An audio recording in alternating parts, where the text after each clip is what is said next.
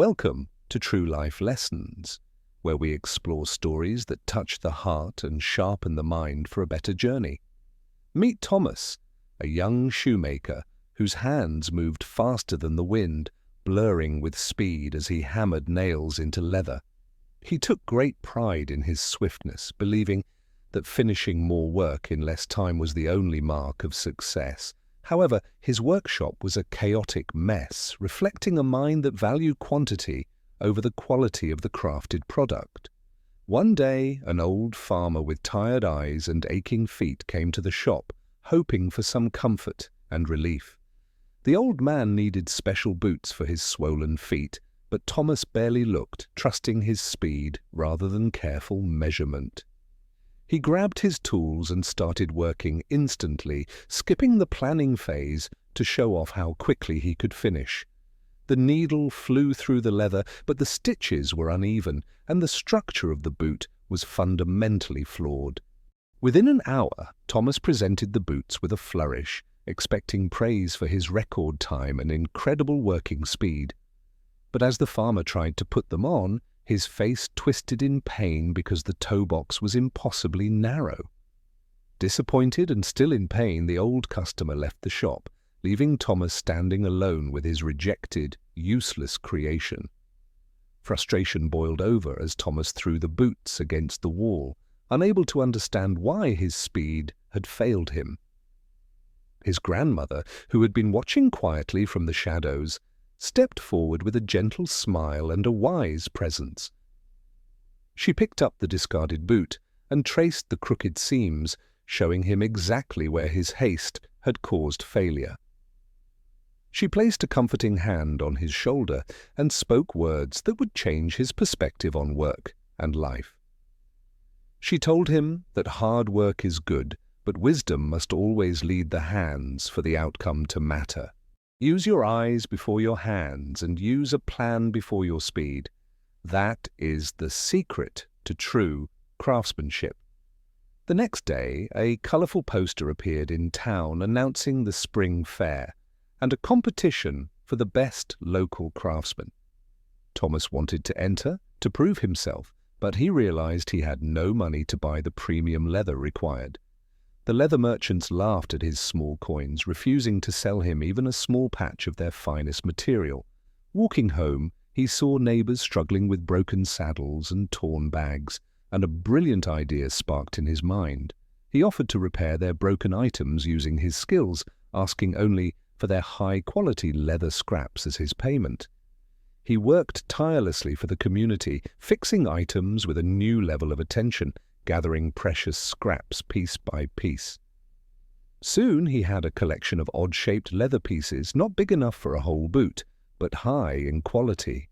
Back in his workshop, he laid out the puzzle of scraps, visualizing how they could come together to form something beautiful.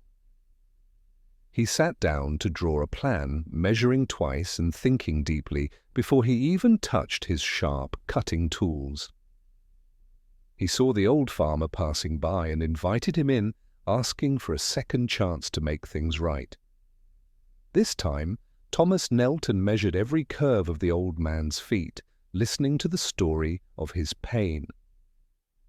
The farmer noticed the change in the young man's demeanor, seeing patience where there was once only haste and arrogance. Under the glow of a late-night lamp, Thomas began to stitch the scraps together, creating a unique and durable pattern.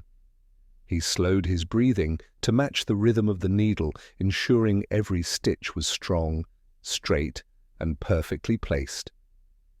It was exhausting work that required mental discipline, but he refused to rush, remembering the wise words of his grandmother. His grandmother watched him work with quiet pride, knowing that the lesson had finally taken root in his young heart.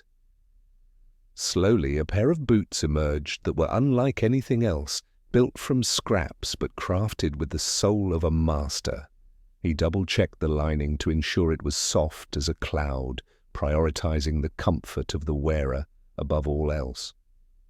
As the sun rose on the day of the fair, the boots sat finished, a testament to patience, planning, and skill. He wrapped his creation carefully, feeling a different kind of pride, one that was quiet, deep, and rooted in quality. The town square was bustling with energy as craftsmen displayed their finest goods, hoping to catch the eye of the judges. Competitors showed off boots made from expensive, flawless hides, looking down on Thomas, who had used discarded scraps for materials. The judges walked by, admiring the shine of the expensive boots, but noting how stiff and unforgiving the leather appeared. When Thomas revealed his patchwork boots, a murmur went through the crowd, confused by the unusual design of the footwear. The mayor hesitated, but Thomas stepped aside and invited the old farmer to try them on right there in public. The crowd went silent as the old man slipped his swollen feet into the boots, which accommodated him with perfect ease. He stood up and walked without his cane, a look of pure relief and joy washing over his weathered face. He declared to everyone that these were the most comfortable boots he had ever worn, fitting like a second skin. The mayor inspected the work, marveling at the intricate stitching and the clever way the scraps provided flexibility and strength. He realized that while others had used money to buy materials, Thomas had used his mind and heart to create value.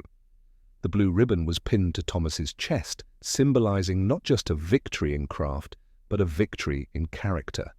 His grandmother beamed from the crowd, knowing her grandson had learned that true speed comes from getting it right the first time. Even the other shoemakers shook his hand, learning that resourcefulness and care are worth more than the most expensive leather hides. Thomas walked the old man home, feeling a satisfaction that no amount of rushed work could ever have provided him. The boots served the farmer for many years, a constant reminder to the whole town of the young shoemaker's transformation. Years later, Thomas became a master, teaching apprentices that the mind must always finish the work before the hands begin. He kept the blue ribbon on his wall, right next to his measuring tape, honoring the balance of skill and wisdom. He never rushed again, yet he accomplished more than ever because he stopped making mistakes that needed to be fixed. This story teaches us that enthusiasm is the engine, but planning is the steering wheel that keeps us on the road. Like an engineer studying blueprints, we must visualize our destination clearly before we take the first step of our journey. Like a writer organizing their thoughts, we save time by thinking first rather than getting lost in the middle of chaos. Preparation is not time wasted. It is an investment that pays off with a smoother process and a superior result. Thomas lived a life of quality, proving that the fastest way to finish is to start with a clear plan. Do not let the pressure of time trick you into skipping the most important part of any task, the understanding. In your own life, take a moment to measure, to think, and to listen before you commit your energy to action. True success is not about how fast you reach the top, but how well prepared you are for the climb. Let wisdom guide your hands, let patience guide your steps, and you will create things that stand the test of time. Listen to those who have walked before you, for their advice is often the shortcut you were looking for all along. Every failure is a lesson waiting to be learned, just as Thomas's first failure paved the way for his greatest victory. When you put care into what you do not just make a product, you improve the lives of others.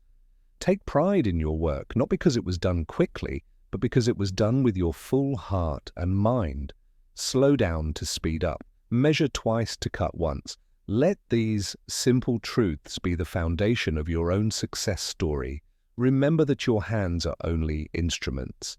It is your mind and your spirit that must play the music of life. From a careless boy to a master craftsman, Thomas showed us that change is possible when we are willing to listen. We hope this story inspires you to approach your own challenges with a little more patience and a lot more wisdom. Apply these lessons to your work, your relationships, and your dreams, and watch how the quality of your life improves. What area of your life could benefit from slowing down and planning more? Share your thoughts with us in the comments. Thank you for watching True Life Lessons. Subscribe now to join our community and never miss a story that matters.